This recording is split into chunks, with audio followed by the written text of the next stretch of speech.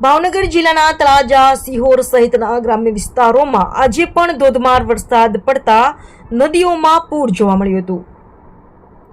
ભાવનગર જિલ્લાના તળાજા, સિહોર સહિતના કેટલાય વિસ્તારોમાં આજે બપોરના સમય દરમિયાન ક્યાંક ધોધમાર તો ક્યાંક સામાન્ય વરસાદ નોંધાયો છે, જેમાં સિહોર તાલુકાના વરલગામ પાસેથી પસાર થતી નદીમાં ઘોડાપૂર જોવા મળ્યું હતું। આ પાણી પ્રથમ થોરાળી ડેમ અને ત્યાંથી પિંગળી ડેમ જાય છે। વરસાદ વિશે વધુ જણાવી દઈએ તો હવામાન નિષ્ણાંત અંબાલાલ પટેલે રાજ્યમાં હજુ પણ પવન સાથે ભારે વરસાદની આગાહી કરવામાં આવી છે।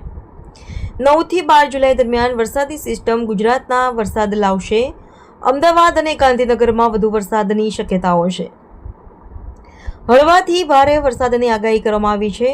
આગામી તારીખ 16 જુલાઈ સુધી હળવાથી મધ્યમ વરસાદ પડશે। 12 થી 16 જુલાઈ સુધી ભારે વરસાદનું હવામાન વિભાગનું અનુમાન છે, જ્યારે 13 જુલાઈએ સૌરાષ્ટ્ર કચ્છમાં પણ ભારે વરસાદ વરસશે, તેમજ અમદાવાદમાં હળવાથી મધ્યમ વરસાદનું પૂર્વાનુમાન કરશે। આગામી 5 દિવસ દરિયાકાંઠે 30 થી 40 કિલોમીટરની ઝડપે પવન ફૂંકાવાની શક્યતા વ્યક્ત કરી છે।